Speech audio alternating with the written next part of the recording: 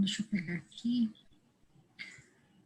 Então, vamos começar, né? Boa noite a todos e todas. Eu fui convidada pela Jo, agradeço aí também o convite, né, pela BSW, para mediar hoje essa live com o professor Danilo, sobre aconselhamento genético na síndrome de Williams. Bom, o professor Danilo, ele possui graduação em biomedicina pelo Centro Universitário Emílio Ometo, mestrado em Ciências Biológicas pela USP, doutorado em Ciências Biológicas pela USP, ele é livre docente em Genética Médica pela Unesp, né, e pós-doutorado no NIH dos Estados Unidos. E atualmente ele é professor adjunto 3 da Universidade Estadual Paulista Júlio de Mesquita Neto. Tá? Então ele tem experiência na área de genética humana e médica, com ênfase nas áreas de aconselhamento genético, genética molecular, citogenética e citogenômica, e atua principalmente em alguns temas, incluindo, né, a síndrome de Williams-Beury. Então, o Danilo ele trouxe uma apresentação para fazer para vocês, então eu dou as boas-vindas para o Danilo, e eu peço que vocês coloquem as perguntas no chat, a gente vai fazer depois da apresentação, e também a gente pode abrir o microfone, né, Danilo, para os participantes fazerem as perguntas, tá bom? Tá certo. Muito bem, boa noite, Raquel, muito obrigado pela apresentação, boa noite a todos que estão nos ouvindo, mais um chat. Eu peço desculpas se vocês estão escutando um cachorro, é que meu cachorro fica solto agora à noite, então ele resolveu latir aqui um pouco, mas vamos lá. Bom, quando a gente fala em aconselhamento genético, é uma das palavras mais conhecidas, né? Só que a última coisa que faz o geneticista é dar conselho. Nós não damos conselho nenhum. A gente dá o quê? Informação, tá certo? E essa informação, então, é nada mais é do que um assessoramento, uma consultoria, tá certo? Onde nós vamos passar as informações. E todas as decisões vão caber sempre ao casal, tá certo? Decisões reprodutivas, decisões de prognóstico, de tratamento, é sempre o casal que vai decidir, mas cabe a nós passarmos essa informação. Então, hoje nós vamos falar um pouquinho, então, deste aconselhamento genético, esse assessoramento genético na síndrome de Williams-Beury. Como a Raquel falou, essa é uma das minhas áreas de especialização, e nós já atuamos aí há mais de 21 anos, atendendo pacientes com esta síndrome, já temos um grande grupo de pacientes atendidos, já passou dos 350 aqui no nosso serviço. Mas vamos lá. Muito bem, vamos começar pela genética básica, né? Quando falamos de genética, nós estamos falando aquilo que vocês aprenderam sobre cromossomos, né? E os cromossomos, nós temos diferenças entre o homem e a mulher, tá certo? O homem, a gente tem 46 cromossomos, mas ele tem um par sexual, que é o cromossomo X, que está aqui, e o cromossomo Y, que é este daqui.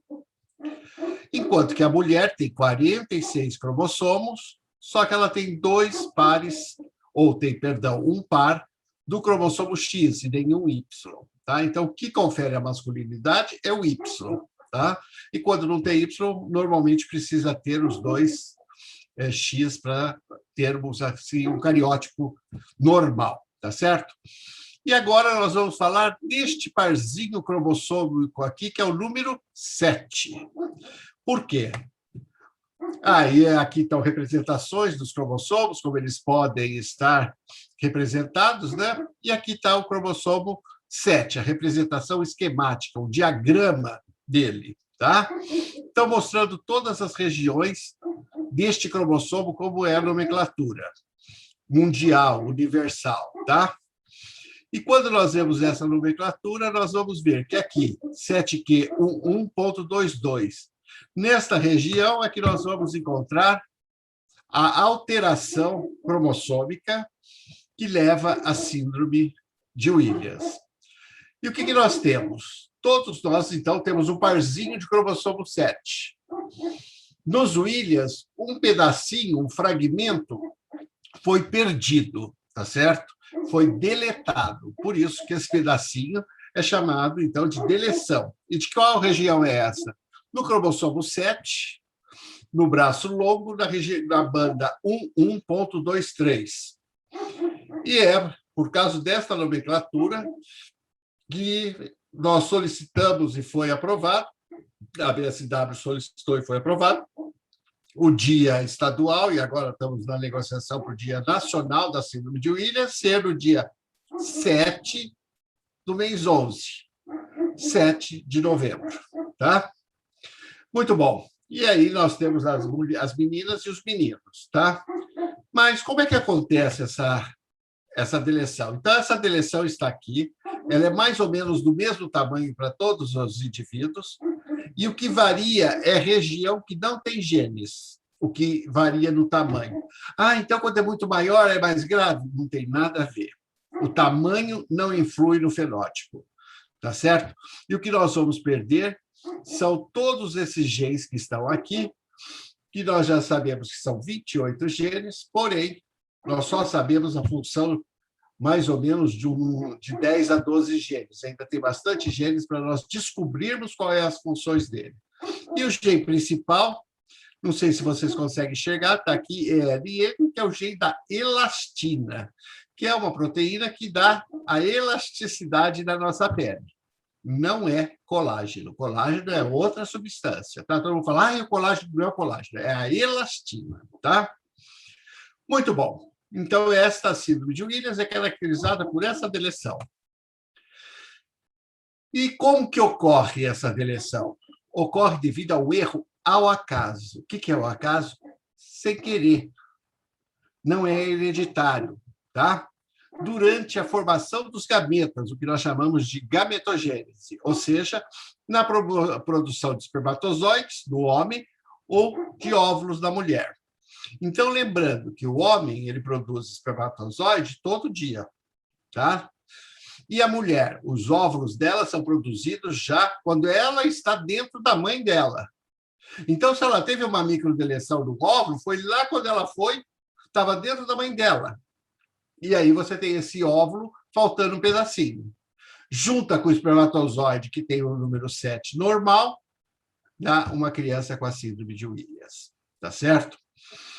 Então, isso é o acaso. É pelo lado da mãe, do pai, não importa. Foi ao acaso que aconteceu. Tá certo? Muito bom. Então, aqui é espermatogênese. Então, esse erro ocorre. Tá? Depois nós temos a fecundação. Isso quer dizer o quê? Assim que fecunda, nós já sabemos que aquele zigoto, aquele ovo que vai se tornar uma pessoa, já tem a microdeleção, já tem a síndrome de Williams. Então, a síndrome de Williams já está materializada nessa fecundação, tá certo? Ela já existe, já sabemos que vai ter, tá certo? Nós sabemos porque houve a fecundação. Claro que eu não consigo fazer exame com uma célula. Muito bom. E como que ocorre essa deleção, essa perda do pedacinho, tá? Através do que nós chamamos cromossomos homólogos, né? Eles são desalinhados. Então, todo cromossomo ele tem que estar um do ladinho do outro. Só que o número 7, por ter regiões diferentes, mas repetidas, ele pareia diferente. Ao parear diferente, ele vai fazer uma troca, chamada de crossing over, ou uma permuta desigual, tá certo? Então, vai originar tanto cromossomos que têm duplicação dessa região, e aí vai dar uma síndrome que não tem nada a ver com a síndrome de Williams, tá? É a síndrome da duplicação da região 7, e vai dar o Williams, que é uma deleção, tá certo? E por que nós vemos mais Williams do que vemos duplicação? Porque a duplicação ela é mais aceitável pela espécie humana, ou seja, ter material em excesso é menos grave do que ter material deletado. Deletado já vai dar uma síndrome, às vezes duplicado não vai dar síndrome, então ele não vem no médico, nós não fazemos exame nenhum, não sabemos disso, tá certo? Então, isso acontece ao acaso. Aqui, então, está um crossing desigual, tá certo? Que nós temos 2 pedaços BB, que aí o B vamos chamar 1, se o B2 se gruda com o B1, vai formar aqui uma ausência de um dos Bs. E aqui triplicado dos meses. Então, aqui eu tenho a duplicação e aqui eu tenho a deleção de um fragmento. Tá certo? Muito bom. Então, mamãe é normal, papai é normal, tem um filho com a deleção. Aqui, um menino.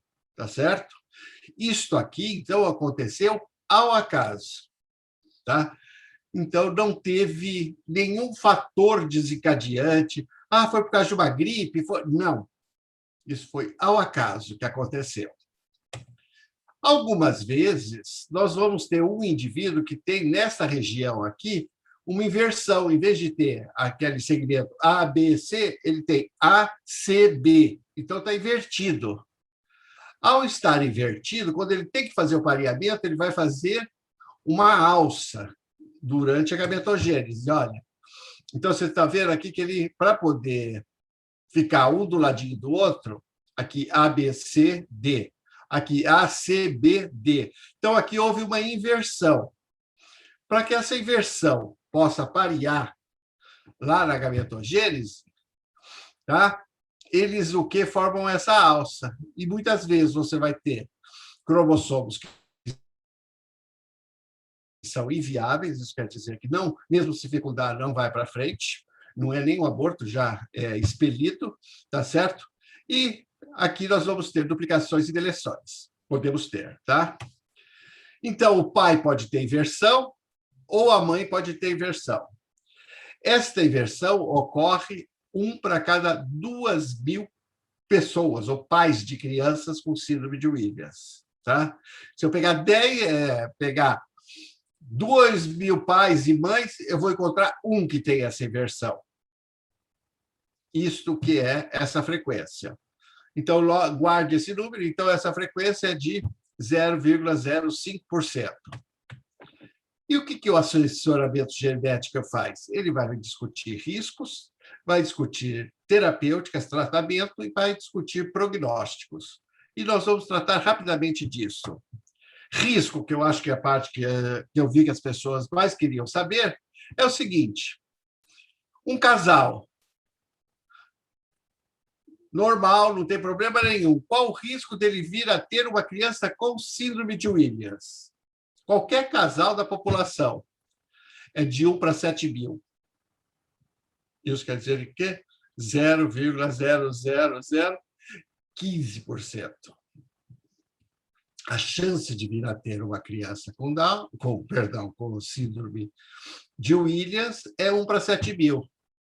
Ah, e se fosse Down? 1 para 700. Ou seja, 10 vezes mais frequente síndrome de Down do que síndrome de Williams. Síndrome de Williams está dentro das doenças raras. Síndrome de Down é tão frequente que não está mais dentro das síndromes raras. Tá certo? Continuando. E um casal que teve uma criança, que é um menino, podia ser uma menina, qual a chance que tem disso acontecer de novo? Acontecer de novo é recorrer, tá certo? Agora é 1 para 2.000, ou seja, 0,005%, tá certo? Então, aumentou em 2 vezes o risco, tá? Mas, mesmo assim, você concorda comigo que 2.000, a chance de 1 para 2.000, tem que ter 2.000 casais que tiveram um filho com síndrome de Williams, um vai ter um segundo filho. Então, isso é o que nós chamamos de um risco muito baixo de repetição ou de recorrência, tá certo? Muito bom. E aí, muitos perguntam assim, mas eu tenho um irmão com síndrome de Williams. Qual o risco que eu corro de vir a ter um filho com síndrome de Williams? Porque, veja, um irmão conviveu a vida inteira com aquele menino com síndrome de Williams. Ele viu aquele menino fazer a farra que faz, a gritaria que ele faz, ele viu esse menino nos problemas da escola, e quando ele vai se casar, ele não quer ter uma criança com síndrome de Williams, tá certo? Então, eles, às vezes, vêm nos procurar para saber qual o risco que ele tem. Ele passa a ter, como é o acaso, ele passa a ter o mesmo risco de um casal da população, ou seja, 1 para 7.500, tá certo? Então, este é O risco é o mesmo risco de um casal da população normal, mesmo que ele já tenha tido. Por quê? Porque a doença não é hereditária aqui, neste ponto. A causa desta deleção tem que acontecer de novo nesse pai para de novo aparecer. É muito raro. Muito bom. Agora, e quando uma criança ou um indivíduo, um adulto, um adolescente, menino ou menino, não importa o sexo, resolve se casar e ter filhos? Ele tem um com pedaço, outro normal. Se é um menino, vai formar espermatozoides. Os espermatozoides, um 7 vai para o lado de lá, o outro 7 vai para o outro lado. Então, qual é a chance de fecundar esse? 50%. E fecundar esse? 50%. Se fecundar esse daqui, eu tenho o quê? Outra criança com ilhas. Aí passa a ser autossômica dominante, que a gente chama, a partir desse indivíduo. Esses aqui foi ao acaso. Agora, este aqui é dominante, porque tem 50% de chance de vir a ter um filho. Tudo bem? E se for uma menina? A mesma coisa, 50%. Porque o sexo não tem nada a ver com a doença síndrome de Williams, nem para a reprodução, nem para o aparecimento da doença, tá certo? Então, 50%. Agora, nós estamos fazendo festa, de vez em quando temos aqueles encontros nacionais, esse ano vai ter, tem festa, tal, eles começam, os Williams se encontram, como diz o pessoal, né? Encontrou a tribo, agora vamos fazer uma discoteca, tal, começam a namorar. E qual o risco, então, de 2 indivíduos com síndrome de Williams, um rapaz e uma moça, tem de vir a ter um filho com Williams? É de 3 em 4, ou seja, 75% de chance de 2 indivíduos, um casal de Williams, vir a ter um filho com Williams. Claro, se os dois são Williams, ele tem um risco bem maior. Tudo bem? Muito bom. Só falando rapidamente, a terapêutica ela é sempre sistêmica. O que é dizer sistêmica? Por sistemas, tá certo? Então, nós vamos tratar esse indivíduo pelas especialidades. Por exemplo, se ele tem um problema cardíaco, nós temos de cada 6 crianças com síndrome de Williams, de cada 10 crianças com síndrome de Williams, 6 vão ter cardiopatia, tá certo? 60%. Então, ele precisa de um cardiologista. Vai ter alteração oftalmológica, muitos deles têm estrabismo, a maioria é convergente e alguns ainda são divergentes. Urologista, toda aquela situação sobre a urina, e nós já vimos aí, como chama, uma palestra com o Dr. Zen.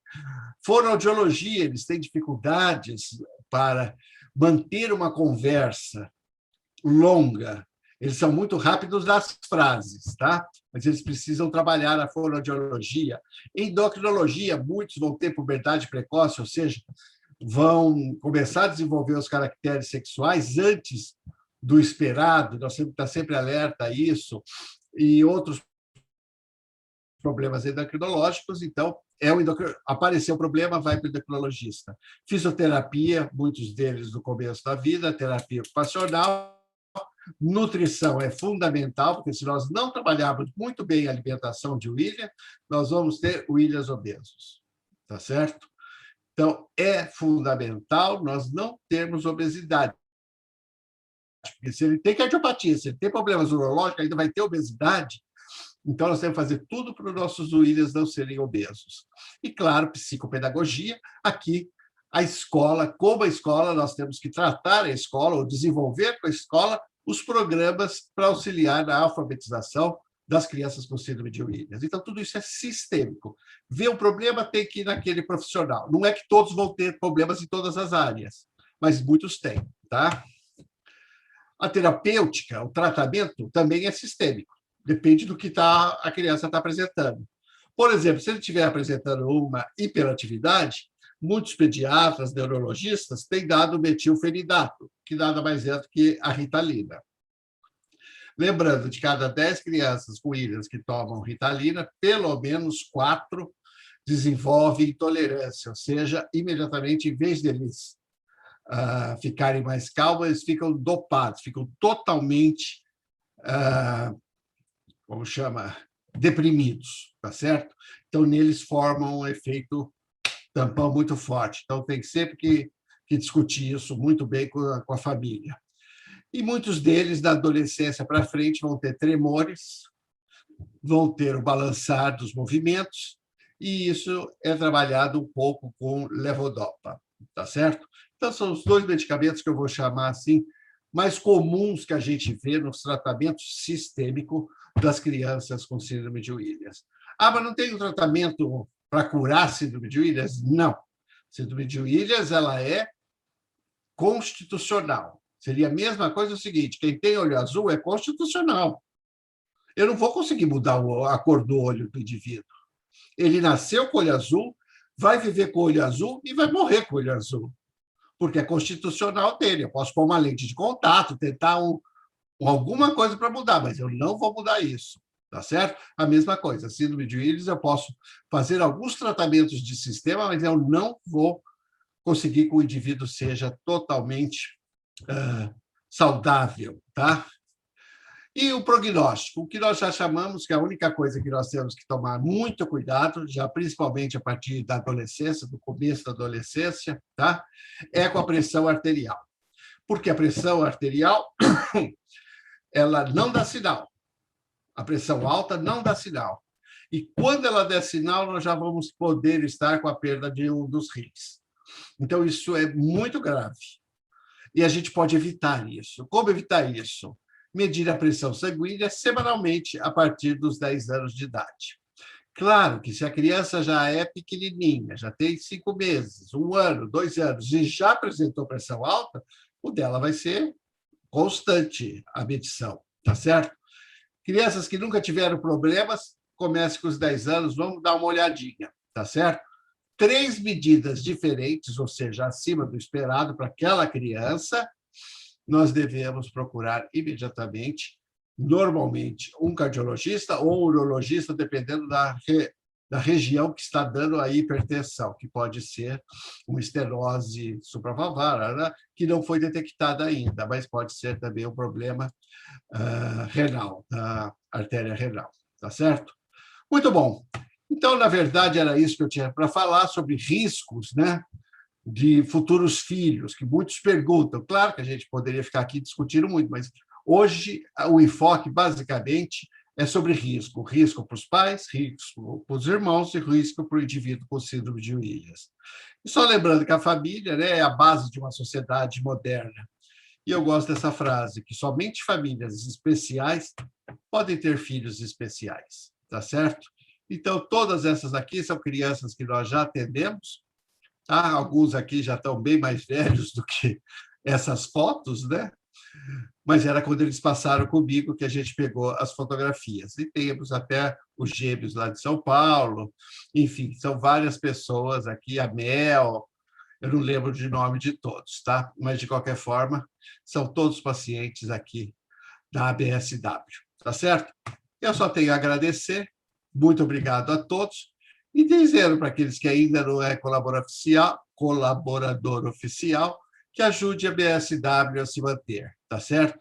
E pode, então, ajudar a manter o nosso trabalho depositando qualquer valor, quer por Pix, quer em depósitos bancários, tem vários depósitos, tem várias formas de entrar em contato conosco.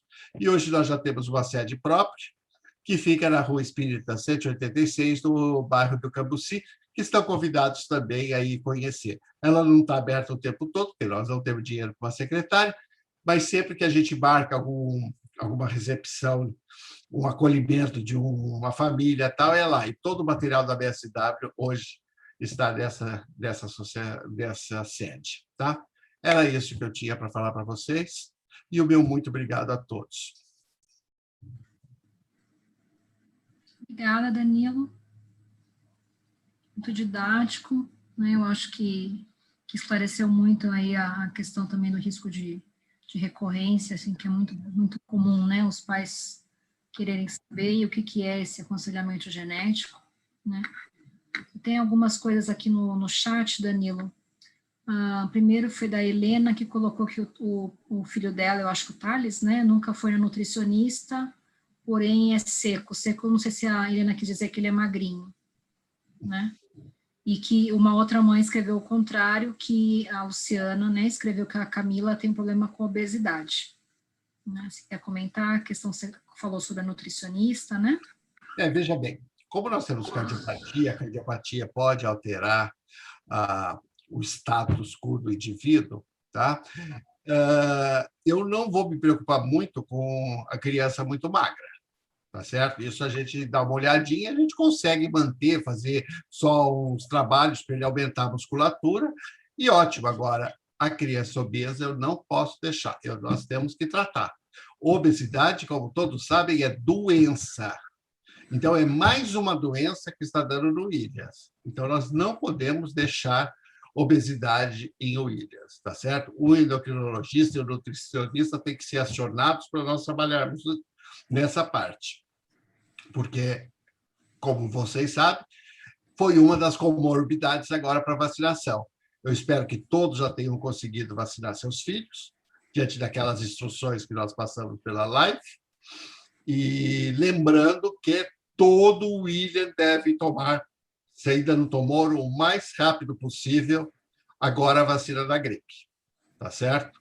Então, além da vacina do Covid, que quase todos já conseguiram, a primeira ou a segunda dose, mas agora estamos na campanha também do HN1, que é da gripe, e eu convido todos, quem não tomou ainda tem que tomar, lembrando que tem que ter um intervalo de 14 dias, ou seja, tomou do Covid, 14 dias para tomar a da gripe. Tomou da gripe, 14 dias para tomar do Covid. Tá? Tem que ter aí 2 semanas de intervalo.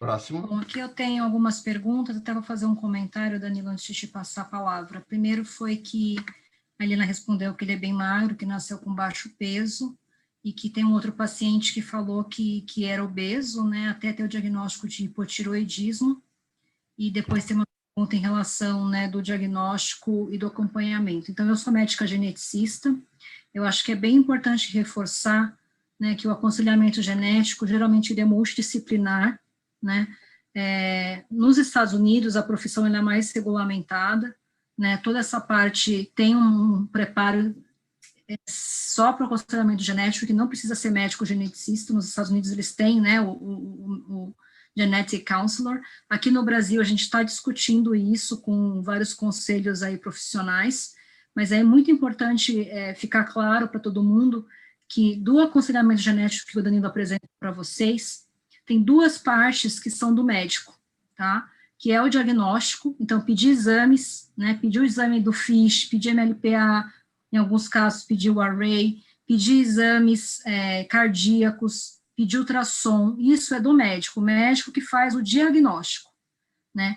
A mesma coisa para o tratamento, encaminhamentos, por exemplo, esse caso, nasceu com baixo peso, não está ganhando peso, a criança pode ter um refluxo gastroesofágico e tratar o refluxo que ela vai ganhar o peso, ou o contrário aqui, né, que o Vinícius tinha um hipotiroidismo, então a causa do ganho de peso era um distúrbio hormonal, por isso que é importante o médico geneticista também avaliar, tá? A parte de explicar para os pacientes sobre a doença, o risco de ter outros filhos, o risco para os irmãos, conversar com a família, como o Danilo explicou, e isso vai poder ser feito pelo biomédico, pelo biólogo. Nos Estados Unidos tem psicólogo que é treinado para isso, tá? Mas essas questões que vocês estão levantando em relação a algumas questões de saúde, é importante ficar claro que o médico geneticista é o profissional do aconselhamento genético que pode trabalhar no diagnóstico e tratamento, tá? Tem aqui uma pergunta, Danilo, de a pesquisa que você fez em Curitiba, que coletou exames de sangue dos pais e familiares de Williams, e eles estão perguntando sobre o resultado de como está o andamento, acho que aquela pesquisa da inversão, né? Exatamente. Como vocês sabem, né? Quem participou disso, nós estávamos procurando aí para ver se é 1 para 2.000 aqui no Brasil também. Isso quer dizer o quê? Que nós precisamos de, no mínimo, 1.000 pais de Williams, né? Pai e mãe, para termos 2.000 indivíduos e poder fazer os exames. Nós conseguimos, até o momento, 700, tá certo?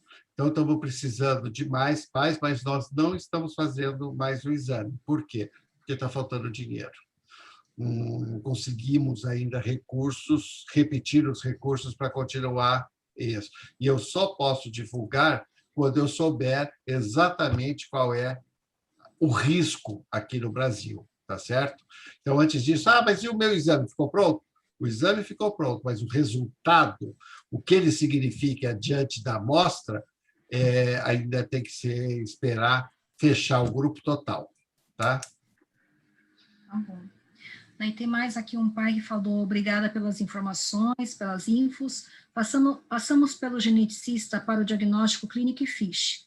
É necessário fazer um acompanhamento periódico também com o geneticista após o diagnóstico?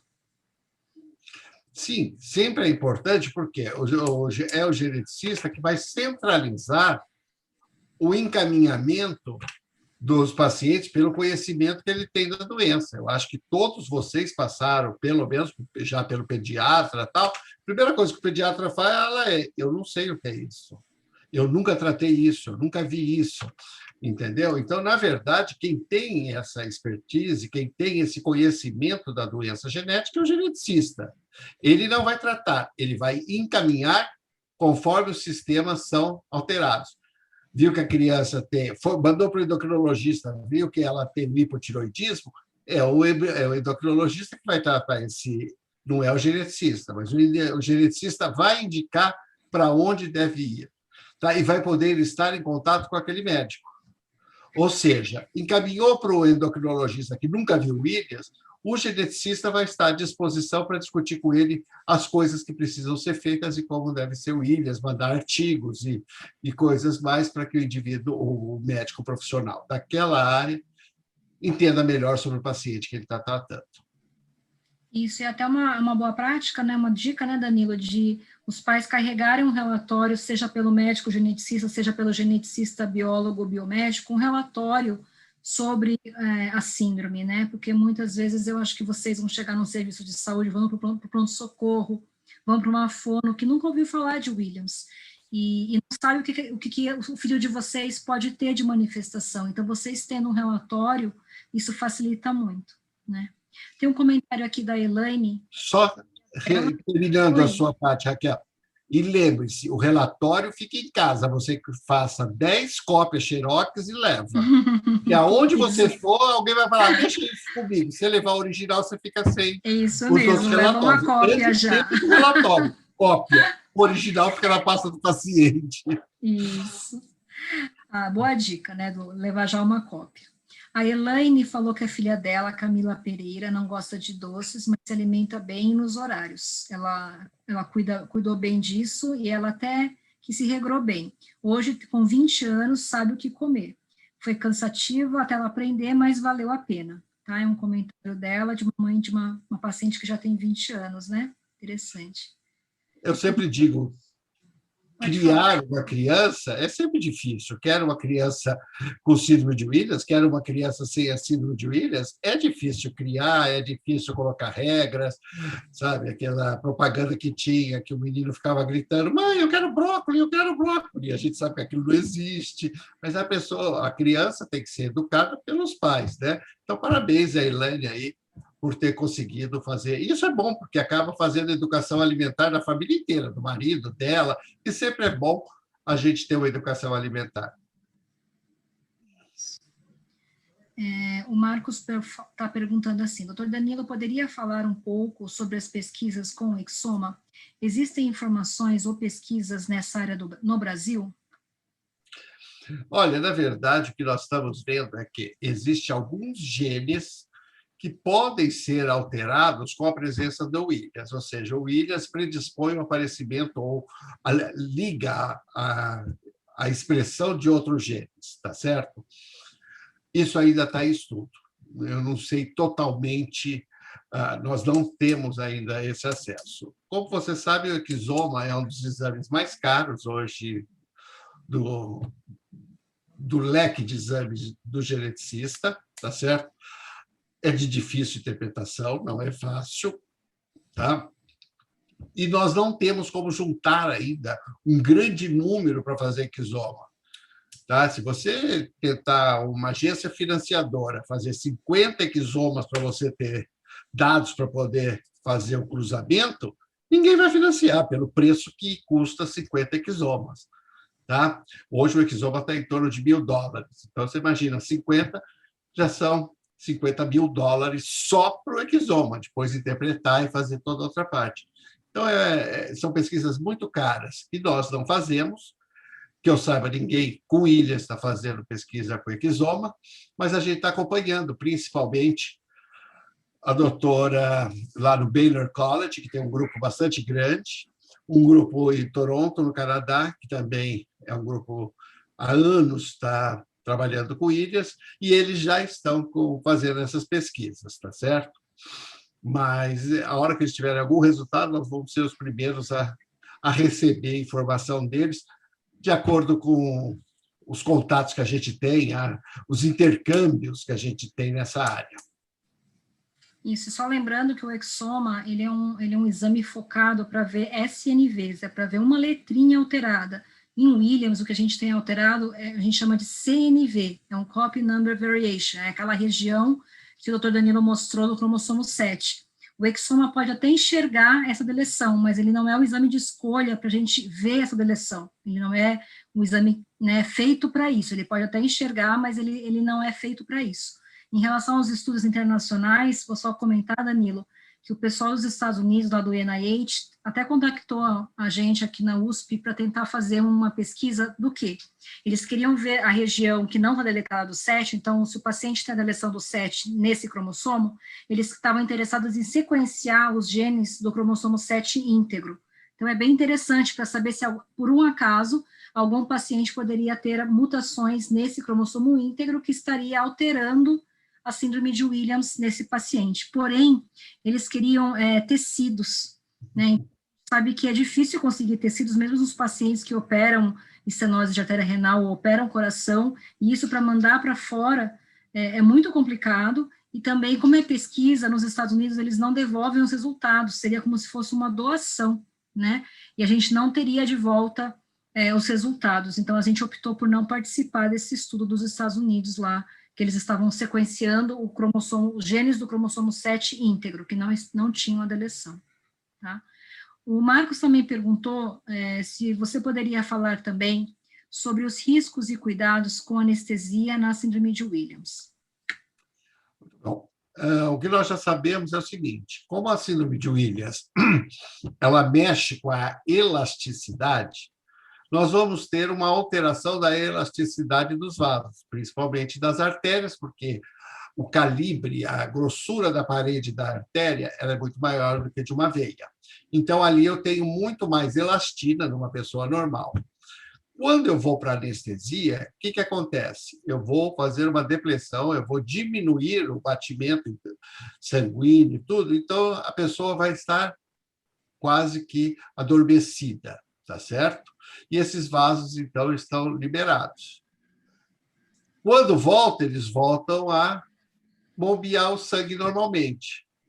E isso o anestesista sabe. Quanto tempo vai acontecer para o indivíduo? Ele vai dar uma anestesia que dura 1 hora, vai dar uma anestesia que dura 2 horas, dependendo da cirurgia que o indivíduo vai fazer. E aí, quando chega no William, depois de 1 hora, o William não voltou. Depois de 2 horas, o William não voltou. Por quê? Porque ele está contraído, ele tem dificuldade já com a elastina, tá certo? Existe um artigo que já está todo preparado lá no site da BSW, exatamente, que é o artigo internacional, orientando os anestesistas. Então, eu sempre falo que, quando alguém for para a cirurgia, já pega esse artigo, que já está em português mesmo, já leva para o anestesista, porque você vai ter, antes da cirurgia, sempre, em qualquer hospital, a primeira conversa é com o anestesista. Aí você já entrega para ele ver quem é o paciente com Williams, tá certo? Então, lá no site da BSW, nós temos um artigo só sobre anestesia da síndrome de Williams. Nós estamos falando de anestesia de uma maneira maior, tá? Vamos ter que tomar cuidado, que não é a anestesia para tratamento dentário. Muitos perguntam, então ele não pode tratar do dente? Não, não é isso. A anestesia é tão local que isso não vai ter tanto efeito. Pode ter um pouquinho mais de sangramento, mas não vai ter um efeito global no indivíduo. Tá? Então, a anestesia odontológica não entra aqui nessa discussão que nós estamos fazendo. Obrigada, Danilo. Tem aqui uma outra pergunta da Dulcilene. O Danilo falou dos tremores. Tem uma idade que eles podem surgir? E na experiência de vocês, é uma regra ou pode acontecer? Meu filho às vezes apresenta este movimento de balançar o corpo para frente, mas não acontece com frequência. Ele está com 3 anos e 3 meses. Veja, o primeiro sinal que vai aparecer é este. Esse sinal ele está presente em vários distúrbios neurológicos e várias alterações neurológicas, inclusive a de Williams, tá certo? Como toda síndrome, a Williams também é uma síndrome genética, síndrome é conjunto de sinais. Raríssimo o indivíduo que tem todos os sinais. Você vai tendo o quê? Uma variação de sinais. Como eu disse, só da parte cardíaca. De cada 10 Williams, 6 têm cardiopatia. 4 não tem, mas tem a mesma deleção, tem a mesma, mas eles não têm cardiopatia. Então, eles não vão passar pelo cardiologista. Tá certo? Então, os sinais podem variar de paciente para paciente. Tá certo? Aparecimento do tremores. A gente tem visto que, como nós sabemos, o desenvolvimento cerebral, o desenvolvimento de todo o sistema nervoso, ele vai até os 18 anos. Então, até os 18 anos, a gente ainda está em maturação do sistema nervoso central. Veja, depois que passou essa maturação, se o indivíduo começa a apresentar tremores, aí é que eu tenho que tomar maior preocupação. Claro que se ele tem 3 anos e está com tremores, eu já vou preocupar, já vou procurar o médico, mas normalmente, se você perguntar qual a idade, vamos dizer que a média seria da adolescência para frente, tá certo? Isso não quer dizer que crianças não possam ter tremores. Isso não quer dizer que adultos já com 30, 40 anos não tenham nenhum tremor. Não precisa, não vai ser todo o William que vai ter tremor. Tá? Então, os sinais são variados. A gente sabe que são mais frequentes na população de Williams, mas eles são extremamente variados, formando esse conjunto, esse grupo de sinais clínicos que nós chamamos da palavra síndrome. Na minha experiência também, isso costuma acontecer na adolescência para a idade adulta. Agora, este balançar, se for um balançar assim, né, o que acontece na síndrome de Williams nas crianças é que, às vezes, eles podem apresentar alguns traços autísticos, como esse balançar de Crohn, tá? Então, também alguns pacientes têm esse balançar. Outra pergunta da Luciana. Minha filha mais velha, que não tem Williams, teve bebês gêmeos que fizeram 2 anos agora, domingo passado.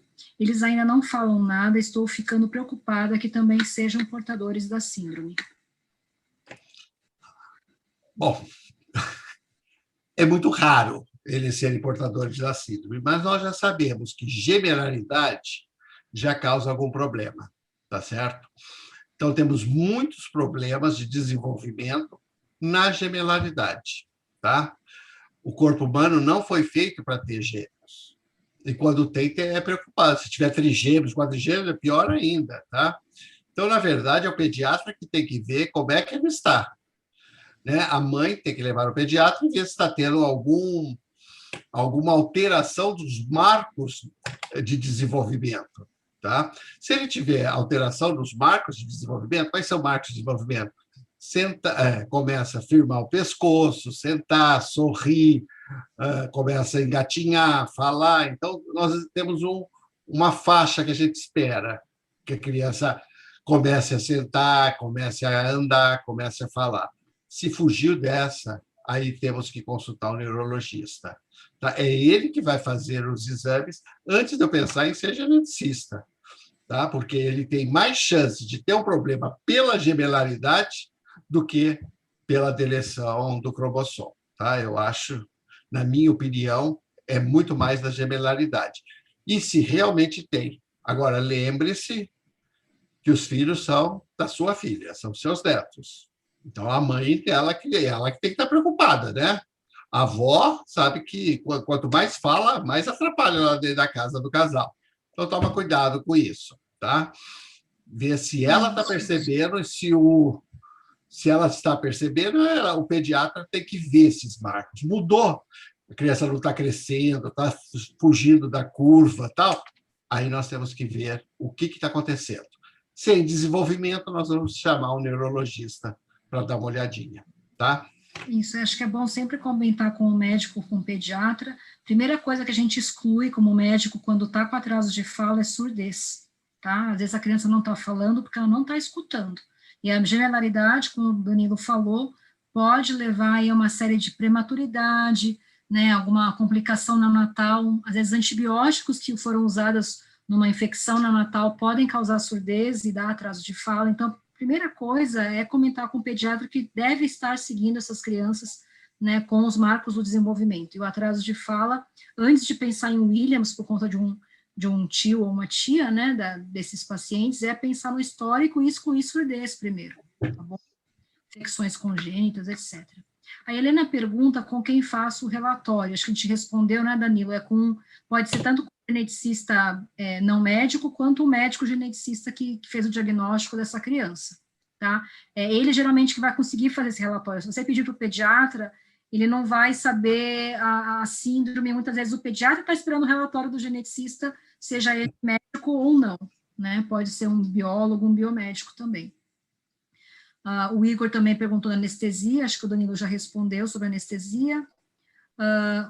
Tem outra pergunta, se existe um mapeamento genético capaz de detalhar a extensão da deleção, qual o prognóstico, por exemplo, e não somente dizer se há ou não a síndrome de Williams. Acho que foi a mesma pergunta que fizeram na live que eu fiz, né, Danilo? Na verdade, é o seguinte, o Williams, nós estamos falando de 98% dos Williams, cada 100, 98 tem deleção, no mínimo a deleção desses 28 genes. Tá? Se o fragmento foi maior ou foi menor, os 28 tem que estar perdido para ser Williams. Nós não temos perdas parcial ali dentro desses 28. O que nós temos é o 28 mais alguma coisa, aí forma um pedaço maior que deletou, tá certo? Eu nunca vou ter só alguns genes de Williams, porque aí não é o Williams, tá certo? É outra doença. Então, o mapeamento aí, no caso, qualquer outro tipo de exame que venha indicar um array e tal, para ver o tamanho, não vai mudar nada o prognóstico. Se a criança já tem a deleção, ela tem a síndrome de Williams, tem todos os sinais clínicos. Aqui a clínica fala mais alta. Ele tem todos os sinais clínicos de Williams, não importa o tamanho do fragmento, ele é o Williams, tá certo? Aí não importa o tamanho. Então, fazer o tamanho é gastar dinheiro à toa, porque hoje nós já sabemos que o tamanho não influencia o genótipo ou as alterações, o conjunto de sinais da criança com Williams. Isso, e hoje em dia a gente vê algumas crianças que foram diagnosticadas pelo array, porque às vezes o médico que pediu não estava desconfiando de Williams, foi pedido o exame pela cardiopatia, pelo atraso de desenvolvimento, acabou pedindo o array para ver tudo e apareceu a deleção do 7.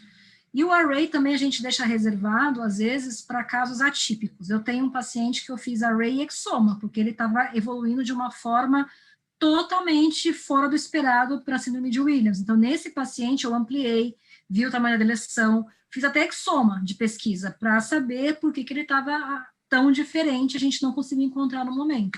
Mas, então, o array, nesse caso, a gente indicou porque era um paciente mais atípico. O Igor está perguntando sobre os marcos de desenvolvimento, se há um padrão de atraso, que ele fez a escala, mas caiu o percentil. Você quer comentar, Danilo, sobre o atraso do desenvolvimento neuropsicomotor? Veja bem, nós temos aqui os marcos regulatórios da normalidade, tá? Hoje nós já temos esses marcos para Williams. A gente só usa o marco neurológico, o marco de desenvolvimento de Williams, quando ele é Williams. Aí eu vou ter uma curva de crescimento, de estatura de Williams, tanto para menina quanto para menino. O desenvolvimento do crânio, o perímetro cefálico para menina e para menino, que são síndrome de Williams, tá certo? Eu não posso pegar uma criança que não é Williams e trabalhar com a tabela dela. Então, primeiro tem que ter o diagnóstico. Teve o diagnóstico, aí nós vamos ter tabelas específicas e marcos regulatórios específicos para a síndrome de Williams, tá certo? Aí vai mudar. Por quê? As crianças com a síndrome de Williams boa parte delas tem o que nós chamamos de atraso de desenvolvimento neuropsicomotor, tá certo? Esse atraso, como o nome já diz, é atraso. Isso pode ser recuperado, mas é atraso. Está fora do tempo do desenvolvimento, tá certo? Então, isso acontece, e que é diferente quando nós vamos discutir inteligência. Tá aqui. Às vezes parece igual, mas às vezes não tem nenhuma correlação inteligência com atraso de desenvolvimento neuropsicomotor, tá? Para a questão da inteligência, a gente pode ir lá no site da BSW, eu escrevi todo o artigo mostrando a curva, o que acontece, por que tem Williams que são mais inteligentes, tem Williams que são menos inteligentes. Não é pelo tamanho da deleção, nada. É por outros componentes genéticos que nós ainda não sabemos, mas nós sabemos que isso existe, porque a curva de inteligência é uma curva que nós chamamos uma curva de Gauss, uma curva do sino, uma curva de, entre aspas, normalidade. A Jana está perguntando também, doutora Raquel e doutor Danilo, sobre os testes genéticos atuais, sobre avaliações de polimorfismos, como por exemplo, o 23andMe, e os de avaliação nutricional, como, por exemplo, o MyNutrigenes, tem validade para acompanhamento e direcionamento atualmente? Ou trata-se apenas de perfumaria? Vocês aconselhariam? Eu não vou falar porque eu não conheço. Não sei se a Raquel tem experiência com isso. Eu não tenho experiência com esses testes. Esse é um ponto bem importante aí da atualidade, que está sendo muito debatido. Esses são testes, a gente chama direto ao consumidor, Direct to Consumer Tests, tá? Nos Estados Unidos você tem, e aqui no Brasil está começando também, você pode até comprar na farmácia um kit que eles têm uma escovinha para você mandar saliva, e eles fazem realmente avaliação de vários polimorfismos e te dão como se fosse um mapeamento de várias coisas, incluindo aí da nutrigenética e outras coisas. O posicionamento oficial das sociedades médicas é que esses testes, eles são como se fossem recreativos, eles não têm validade clínica, tá? A minha opinião pessoal também, até lá na genética, vamos fazer para a gente ver, por exemplo, hereditariedade, ou ver esse perfil nutricional. Se a gente fizer uma boa anamnese, uma boa avaliação da história familiar, eu não preciso de exame genético para dizer, doutora Raquel é bochechudinha, tem tendência a engordar, né? Eu não posso ficar comendo carboidrato e fritura, eu não preciso de exame genético para me dizer, porque eu olho para minha família, eu vejo várias pessoas com tendência a sobrepeso e obesidade, eu vejo várias pessoas com hipertensão arterial, não precisa de exame genético me dizer isso, tá? E os polimorfismos não são totalmente conhecidos, né? Então, assim, acabou de sair um posicionamento, acho que esse mês ou mês passado, no American College of Medical Genetics and Genomics, sobre esses testes direto ao consumidor, são aqueles que não precisam de prescrição médica, e a opinião se mantém, que neste momento, eles ainda são recreacionais, eles não têm uma validade clínica, a gente não pode ficar direcionando cuidados médicos e clínicos baseados nesses tipos de exames. Mesmo quando vem, por exemplo, predisposição a câncer, tem uns testes que vêm assim, você tem predisposição a câncer de mama. Se você for no médico geneticista com esse exame, ele vai avaliar a sua história, ver o seu perfil e vai ter que pedir outro exame, ele não vai acreditar nesse daí, porque esse não tem uma validade clínica, tá bom?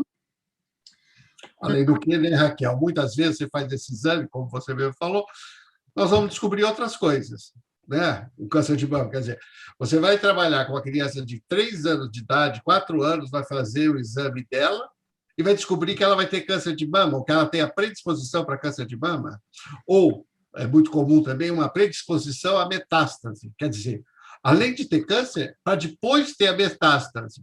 Isso não é informação nem um pouco relevante frente ao que nós estamos vivendo. Nós temos que nos preocupar. Eu não vou preocupar com a sexualidade de uma criança de 3 anos. Nós vamos nos preocupar com a sexualidade dela quando estiver mais para frente.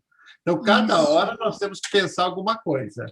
Isso, e esse ponto é muito importante que o Danilo está levantando, que esses achados secundários que a gente fala, a gente está buscando uma coisa e encontra outra, né? Isso é muito importante quando o geneticista pede o exoma, por exemplo, que é um exame muito abrangente, que a gente está, às vezes, olhando os 22 mil genes e a gente encontra coisas que a gente não estava buscando. Então, isso é uma coisa, é por isso que o geneticista tem que estar participando desse pré-teste, de sempre indicar o melhor teste, mais adequado, e orientar qual é a limitação e o alcance e possibilidade de achados secundários em algum teste, tá? que às vezes no exoma, isso que o Danilo referiu, ele pode acontecer, de achar um gene de predisposição a câncer numa criança que estava investigando um atraso, por exemplo. A Helena fez um comentário também importante, não podemos esquecer que quando um Williams que for cardiopata tiver que fazer uma extração dentária, ele tem que fazer a profilaxia de endocardite 1 hora antes do procedimento. Acho que isso realmente tem que conversar com o cardiologista, tem alguns tipos de cardiopatias que é necessário fazer a profilaxia, né, mesmo para procedimentos dentários e para outros maiores. Acho que é importante vocês terem sempre essas orientações. O Igor fez a questão das escalas que você estava falando, Danilo. Obrigado pelas explicações. Essas escalas de desenvolvimento específicas eu consigo no site da BSW, guios de peso, crânio e altura, e já estamos usando, mas escala motora eu não vi. Obrigado. Esses barcos não é uma escala, tá? Nós não temos uma escala motora, nós temos uma variação que nós esperamos. Isso é mais para o neurologista, né? Nós isso não divulgamos muito, porque a interpretação pode ser incorreta. É totalmente diferente você interpretar a altura e o peso do seu filho e o perímetro cefálico. Agora, você interpretar se ele está falando, se ele não está falando, se isso é um atraso, se isso não é um atraso, é o pediatra e o neurologista que vão dizer isso, e não esses marcos que nós temos. Tá? Se ele já é o Williams, o médico vai pesquisar, o neurologista vai conversar, a gente vai indicar quais as bibliografias referentes a isso, e aí ele vai poder estudar. A gente não divulga, porque senão daqui a pouco o pai chega e fala: olha, já passou o tempo que era esperado para o Williams meu falar. Calma, o espectro é muito grande, tá? A média é muito variável. Isso, e se a criança já tiver com acompanhamento pediátrico de puericultura, né, normal, o pediatra vai estar avaliando isso a cada consulta. Como o doutor Danilo falou, existe a média e existe aquele que faz um pouquinho antes e um pouquinho depois. Né? Então, isso o pediatra vai estar observando, vocês podem ter certeza que qualquer pediatra que acompanha uma criança nos primeiros 2 anos de vida vai estar avaliando, mesmo que vocês não estejam percebendo na consulta, pelas perguntas, pelo exame físico, a gente consegue avaliar o desenvolvimento neuropsicomotor. Tá? Mais alguém quer... Só um minutinho, Raquel. Eu acho que o Fabian está com o microfone aberto, né? Fabiana, você poderia desligar o seu microfone?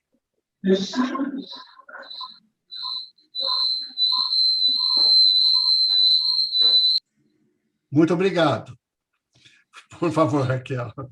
A Dulcilene perguntou, bom, a Jana agradeceu os esclarecimentos dos exames, direto ao consumidor, a Dulcilene colocou, existe algum estudo ou casos de Williams com alteração na B12 alta em decorrência de defeito em algum gene?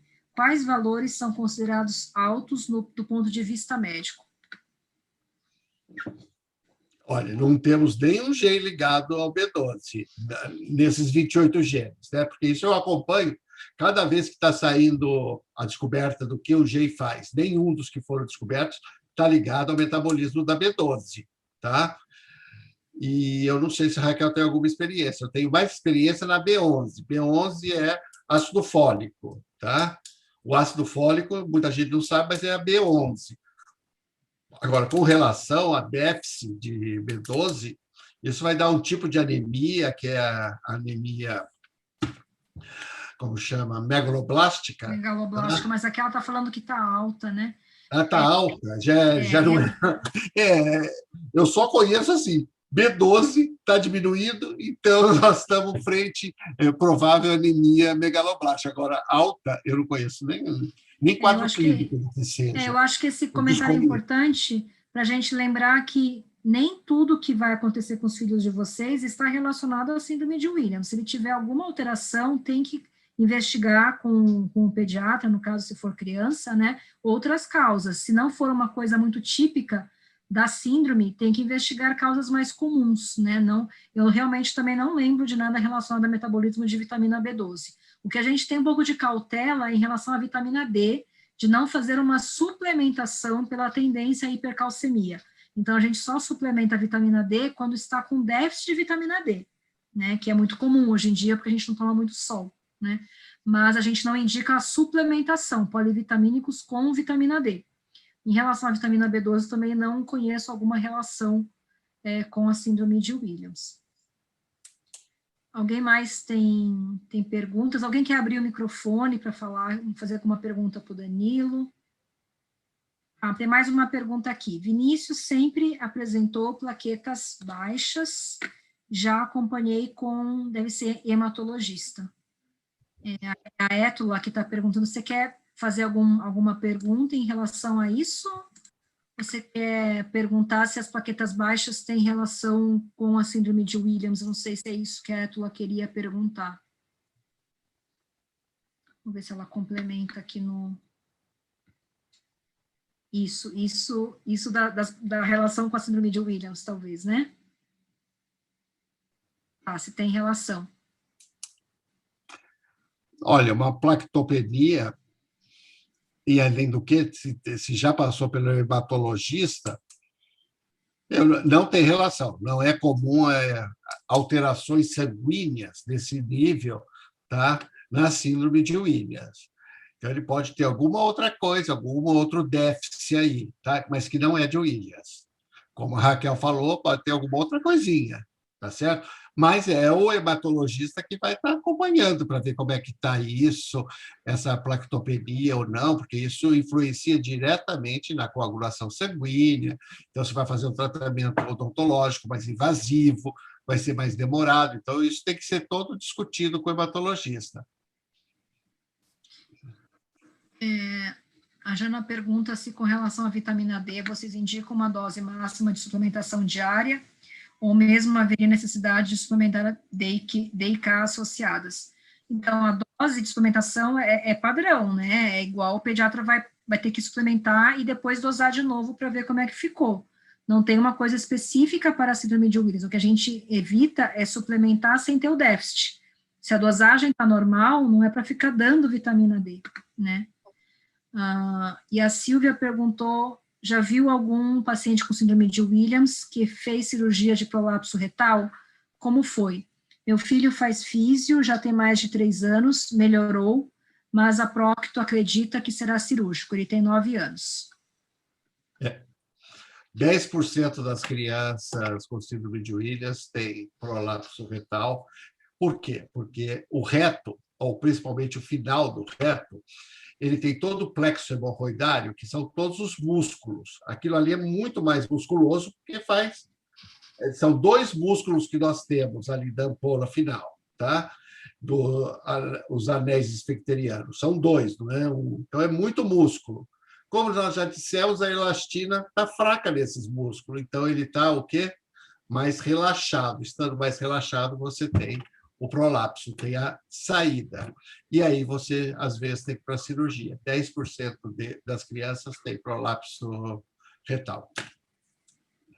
Lá no HC, que eu me lembro, eu já tive 2 pacientes com prolapso retal. Se você quiser me escrever, eu pergunto para a mãe se ela me autoriza a pôr vocês em contato, porque eu conversei com a cirurgiã, a mãe teve muita essa questão da fisioterapia, né, que é uma fisioterapia específica. Eu vou pôr o meu e-mail aqui embaixo. Quem que é? A Silvia.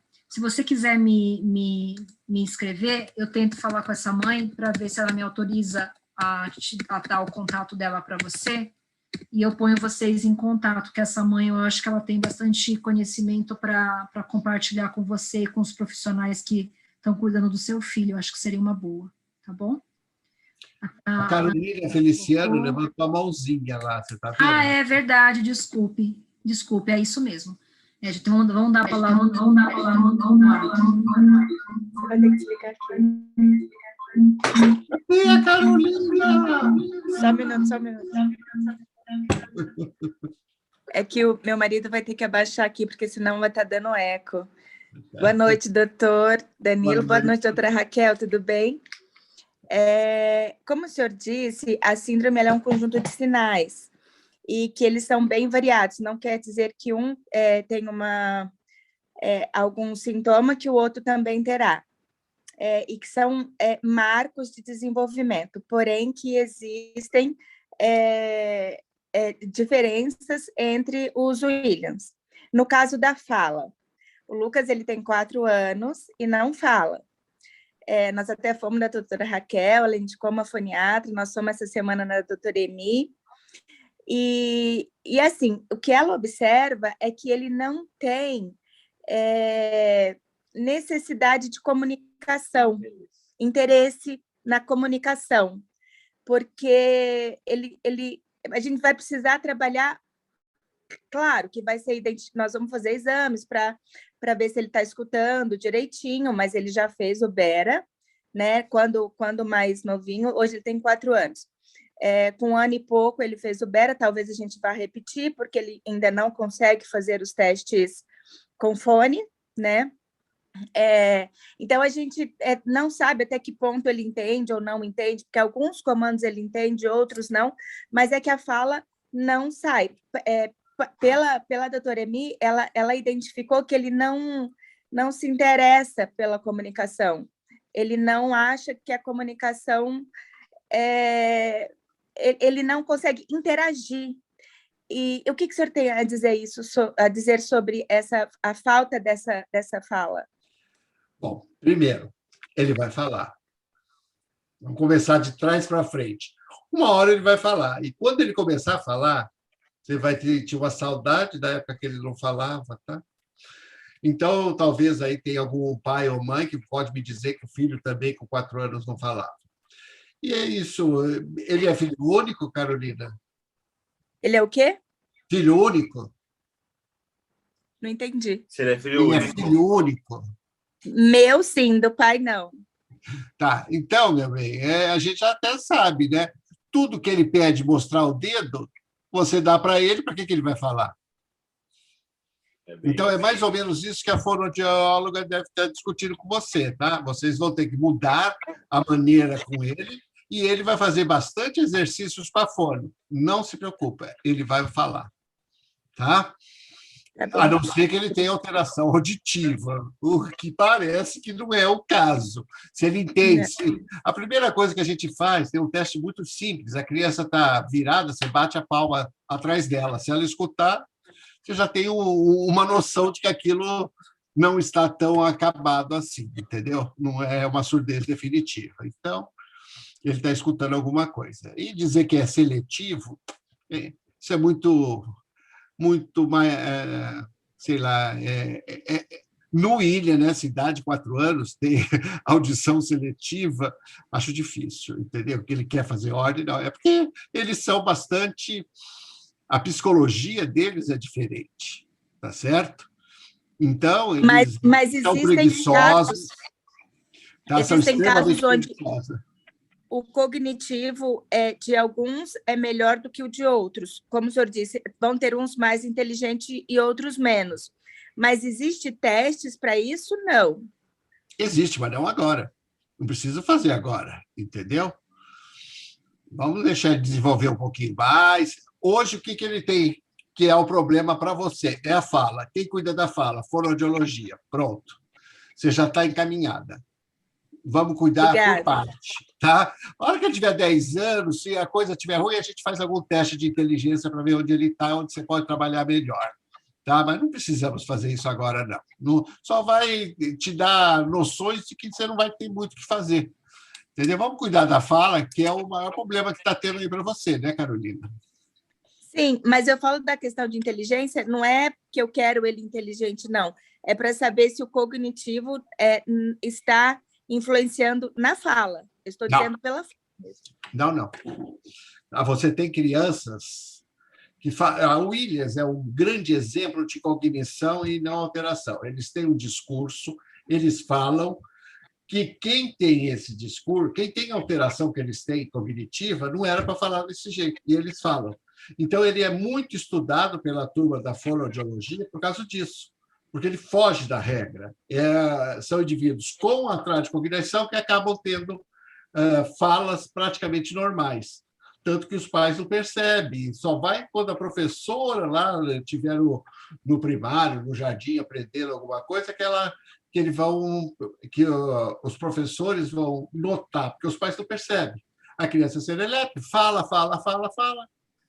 Só que a fala ela é curta, são falas muito repetitivas, são falas estereotipadas, né? Então, ela olha para você, Carolina, ou não é o seu caso, mas, por exemplo, a Étula que está ali aparecendo.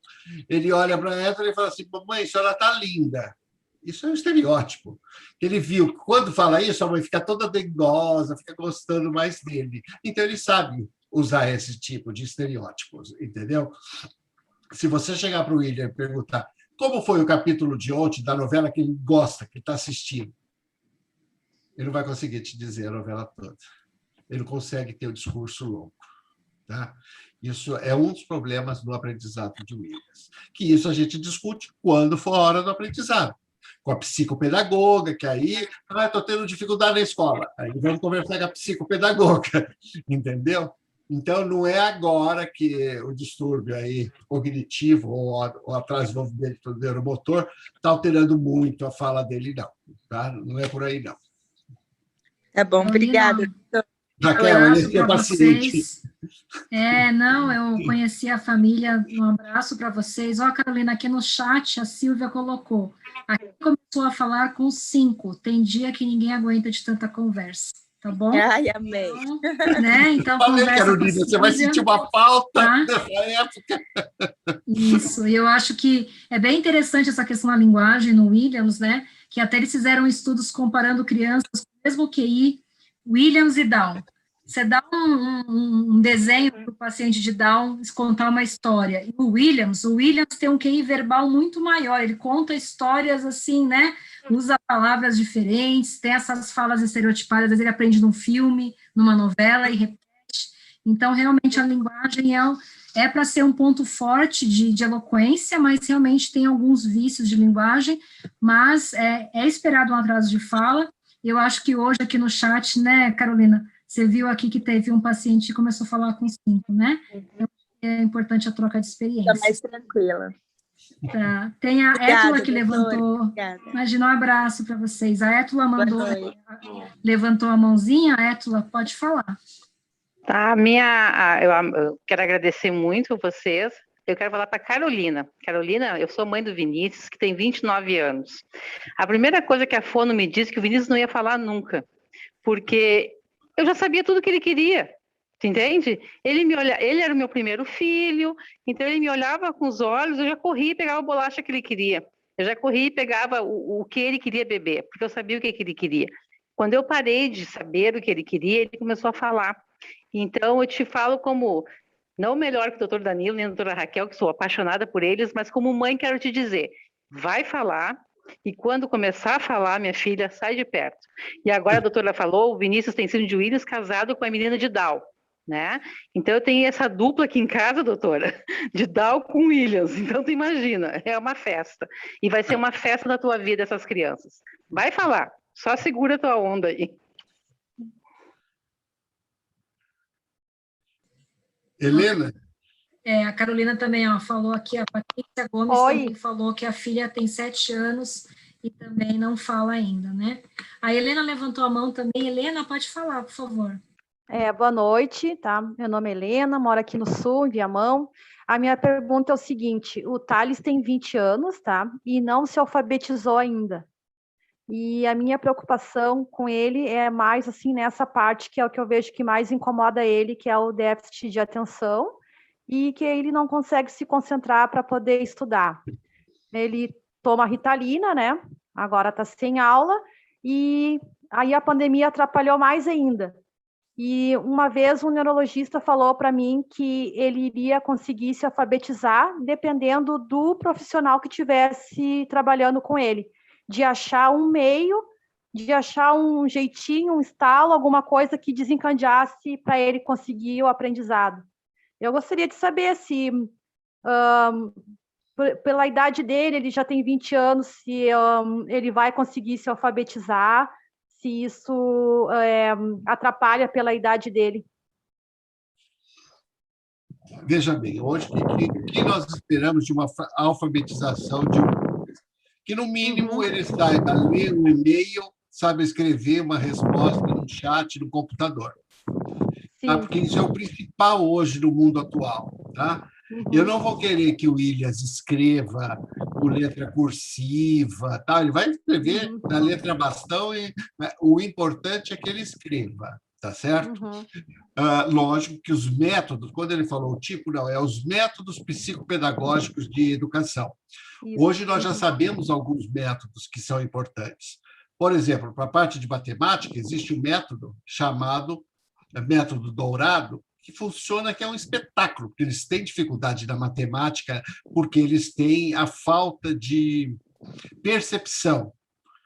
E o método Dourado traz essa parte de percepção para eles. E é importante a matemática para ele pegar um ônibus, pagar um troco, ir no supermercado, pegar essas pequenas contas do dia a dia. Tá? Com relação ao aprendizado de alfabetização. Aqui em São Paulo, no estado de São Paulo, nós fizemos vários testes com vários programas computadorizados, tá certo? Por quê? Primeiro, a maioria dos Williams adora computador. Ou celular. Tá? Ele destrincha um celular. O Thales, ele sabe fazer qualquer coisa no celular, ele faz pesquisa, ele faz tudo, ele é muito esperto. Mas para aprendizagem... Bem difícil. Me desculpe, ele faz pesquisa, então ele lê. Não, tudo que ele quer, não, ele faz tudo por áudio. Ele bota tudo no áudio, as músicas que ele quer, tudo ele faz por áudio. Eles não vão conseguindo sair pela tangente. Bom, de qualquer forma, esses métodos são muito bacanas, porque vai ensinando a criança de uma maneira lúdica e que vai prendendo a atenção dela. Entendeu? A criança, no seu caso, aí já o adolescente, quase adulto, o jovem adulto, tá? E ele prende. E a hora que ele acerta, o computador estoura, como chama, fogos de artifício e tal, aí ele fica excitado. Que legal, eu quero acertar o próximo. E aí ele vai sendo estimulado, porque o computador prende a atenção dele. E os métodos são métodos chamados de um psicólogo russo, tá certo? Que são os métodos de compensação. Então, eles recebem compensação com uma hora são fogos de artifício, outra hora é um monte de gente batendo palma. Então, ele gosta desse estímulo. Como você sabe, a síndrome de Williams, todos os indivíduos com Williams deveriam ter conjugado o nome deles com Aparecida ou Aparecido. Porque não pode dar um microfone, não pode dar um palco, que eles já vão querer fazer show, tá certo? Eles adoram fazer show. Então, esse tipo de aprendizado, de alfabetização por programas de computador é muito interessante. Então, eu acho que você deveria procurar uma psicopedagoga, discutir com ela quais os métodos de alfabetização existem no computador e ir testando com ele. E a maioria desses métodos são gratuitos, tá? Que são desenvolvidos não para o Williams, eles foram desenvolvidos para as crianças que têm o que nós chamamos de TDAH, tá? Que é o déficit de atenção e hiperatividade, que não é o William, mas o William tem déficit de atenção e hiperatividade, mas não é TDAH, para você ver como as coisas têm uma sobreposição, tá? Então, foi desenvolvido porque é muito mais frequente esse tipo de alteração, TDAH. E aí foi desenvolvido para esses indivíduos. E claro que a gente, conhecendo o William, pegou e estamos vendo que os Williams estão, como chama, se dando muito bem. Mas quem deve trabalhar com ele é o psicopedagogo. Então, você deve procurar aí Viamão, né? Isso. Viamão é Grande Porto Alegre? Isto. Se eu não me engano, eu lembrava mais ou menos. Então, procure um psicopedagogo, já não vai ser mais o da escola, ele não vai para a escola mais, não deve ir, porque aos 20 anos ele vai se sentir totalmente deslocado, tá certo? Então, normalmente, você deve fazer sessões com a psicopedagoga e ela vai dando os programas e vendo os resultados, tá? Então, a alfabetização, psicopedagogo. E aí você já fala que conversou comigo, esses programas, tá? Qualquer coisa ela escreve para a gente que a gente indica algumas coisas, tá? E outra perguntinha rápida, e na parte da linguagem dele, ele tem uma linguagem assim, tipo, ele fala gêmeo, ele não pronuncia o R, sabe? Ele já fez fono, e a minha pergunta a outra é o seguinte: se ele com 20 anos, posso fazendo fonoaudióloga com ele, ou isso é uma coisa que é tardia agora? Se pode, né, agora com 20 anos, fazer fono, por causa da fala dele, que eu acho que atrapalha bastante. Ele tem gagueira, assim, às vezes, ele tem um guincho no momento que vai falar, sabe? Ele faz uma alavanca para poder falar e não pronuncia o R. Veja bem, o fazer o alavanca, fazer assim, tem tudo a ver com gagueira. Uhum. E aí é uma outra operação, que é na velocidade da fala, tá? Uhum. Então, isso é uma coisa. Outra coisa é ele engolir o R ou alterar o R pelo L, o cebolinha, tá? Nunca é tarde para procurar fono. Mas tem que ser uma fono que entenda do que está fazendo, tá certo? Sim. Por exemplo, a Étula falou da fono com um filho agora de 29 anos, ou seja, a fono que falou com ela há 28 anos ou há 25 anos atrás era uma fono. Não sei se vocês sabem, a fonoaudiologia no Brasil não tem 20 e tantos, tem menos do que 25 anos. Então, é uma profissão muito recente, e os métodos vão sendo mudados, tá certo? Então, o que você conversou lá atrás com a fono, hoje é diferente. Então, eu sugiro você também procurar uma boa fono, que entenda, discutir com ela o problema do seu filho, tá certo?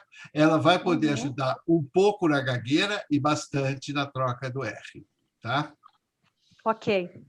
Obrigada. Imagina. Danilo, antes só de passar a palavra para a Cristiane Daniel, que está levantando a mão, tem uma pergunta que ficou aqui no chat, da Marta. Boa noite. Prolactina alta pode estar relacionada à ansiedade que alguns Williams apresentam? Eu não entendi o que está aumentado. Né? A prolactina, acho que eu posso responder, acho que... Né, fique à vontade. Eu acho que, assim, na verdade, a ansiedade não são alguns, são muitos os pacientes que têm ansiedade, né? E isso desde criança, e que às vezes vai piorando com a idade, tá? A prolactina alta, geralmente ela cursa com alguns outros sintomas, tem, às vezes, alguns sintomas psiquiátricos ou a parte de comportamento, mas a ansiedade, ela é comum em grande parte dos pacientes com síndrome de Williams, e a princípio está relacionado com a síndrome de uma forma basal, não de algum hormônio, né, aumentado ou não. Mas, então, no geral, a ansiedade eu considero como uma coisa mais de base, mas se tiver prolactina alta, tem que investigar com o endocrinologista, né? Ou se tiver com algum outro sintoma, tá bom? Tem no chat também alguns comentários, Danilo, sobre a parte da alfabetização que você falou, da tecnologia, e de outras coisas de escola, né, da parte que não escrevia com lápis e caneta, mas no computador, sim. Eu acho que o meu comentário, só para complementar o que vocês discutiram, é que para alfabetização, né, realmente tentar, se tiver uma avaliação neuropsicológica, pode ajudar em qualquer fase da vida aí para identificar os pontos fortes e fracos de cada pessoa, de cada criança ou adulto, né. E em relação também ao que você falou da fono, né, eu também concordo, eu acho que nunca é tarde para fazer acompanhamento, né, eu quando pus aparelho de adulta tinha que fazer a fono, porque a língua vai empurrando a mandíbula, então a fono realmente tem abordagens em várias fases da vida aí, acho que é bem importante. Tem aqui mais uma mensagem, deixa eu ver, acho que é isso. Cristiane, você quer falar, Cristiane? Pode abrir o microfone e a câmera, se você quiser. Boa noite, doutora, obrigada. Na verdade, eu só quero passar, levantei a mão para passar um recado antes de encerrar, que a Jo, infelizmente, não conseguiu entrar, porque ela trabalha no Morumbi, e tinha uma manifestação em frente ao Palácio dos Bandeirantes, e aí ela saiu do trabalho 8h30, mas não tinha Uber, não tinha nada, então ela estava a caminho para casa, mas aí acabou a bateria, eu não consegui mais falar com ela, mas ela tinha me antecipado, falado que não ia conseguir entrar. Então, era só para avisá-los, e daí no final eu agradeço vocês novamente, tá bem? É porque faz falta, né? A Jo não está aqui falando e dando os palpites. Ela é uma das hostess, uma das anfitriãs desses desse site, né? Ela Eu vou que... até falar para ela, Danilo, porque eu tinha falado para ela, ai, essa semana eu estou tão cheia, eu acho que eu consigo ficar até 10h45, eu estou aqui com vocês, ó, o papo vai, a gente vai conversando, e eu fui ficando aqui, e vou ficar arrumando minhas malas de madrugada, mas valeu muito a pena essa troca, acho que com vocês, com as amigas, é muito legal. Agradecer, doutora, e pedir desculpas a todos por ela não ter conseguido entrar, tá bem? Mas aí depois ela fala com cada um, porque ela já pediu o nome de todos que estavam na live, né? Porque ela é dessas, e aí ela fala com todo mundo, tá bem? Muito obrigada, tá? Bom, acho que a gente não tem mais perguntas aqui, Danilo. Acho que a gente pode, já são 10h36, né? Acho que a gente pode encerrar. Pode, se você quiser, eu agradeço o convite de moderar aqui hoje a live de hoje com o Dr. Danilo, e agradeço as perguntas que vocês enviaram, tá? E um abraço para todos aí. Danilo? Muito obrigado, eu também quero agradecer muito, porque foi da live da Raquel que a gente viu a necessidade de falar um pouquinho mais de risco, explicar o que é os riscos, né, sobre o aconselhamento genético. Então, eu fiz a mediação dela, e eu sugeri, eu falei, ela que faça a minha mediação, tá certo? E quem quiser fazer qualquer pergunta dessas áreas, vocês estão vendo o site da BSW, né, o SW Brasil. Você mandando a pergunta para lá, nós distribuímos, quer dizer, quem recebe essa pergunta, isso é da parte científica, manda para mim. Isso é da parte financeira, manda para outro, entendeu? Então, você mandando a pergunta sobre qualquer problema de saúde, a gente está aí para responder. Quando a gente não sabe, manda para a Raquel, manda para o outro, manda para a Vera em Campinas, manda para outros que possam ajudar na resposta, tá certo? Eu vou só fazer um pedido para a associação, Danilo. Quando vocês tiverem eventos, eu sei que agora é muito online, mas sempre que vocês tiverem eventos, me mandem com antecedência para eu convidar meus residentes. A gente tem 18 médicos que estão em treinamento para genética, né? Então, já mandarem para a gente... Já pode pôr na agenda. Nós vamos fazer no dia, se eu não me engano, é 7 e 8 de novembro. É sábado e domingo, vai ser o 6 e 7. 6 e 7. 6 e 7. Exato, é sábado e domingo. Lembrando que dia 7 de novembro é o dia de Williams, né? Por isso que nós antes fazia sempre no feriado do dia 2. Então, nós jogamos agora para o dia 7, que é o feriado, o fim de semana seguinte, vai ser sábado e domingo, vai ser totalmente online, tá? Todo o formato nós ainda estamos discutindo como que vai ser e tal, mas já sabemos a data, já tem uma comissão, e já falo para a Raquel, pode colocar no calendário dos residentes, tá certo? E aguarde que você vai ser convidada para alguma coisa, Raquel, porque eu fico na organização, eu não consigo ficar falando muito chat, então a gente vai convidar os amigos, claro. Eu só tenho a agradecer a todos os amigos que estão presentes, a todos que viram a nossa conversa aí, e sempre à disposição para a gente trocar ideias, porque eu sempre falo, quem sabe do seu filho é você. É você que convive com ele 24 horas. Nós vemos ele uma vez ou outra, e com o que você fala para nós, tá certo? Mas, na verdade, você que é o especialista, você que sabe o que seu filho tem e como ajudá-lo, melhor do que nós só orientamos um pouco, tá certo? Então, que todos tenham uma boa noite e muito obrigado.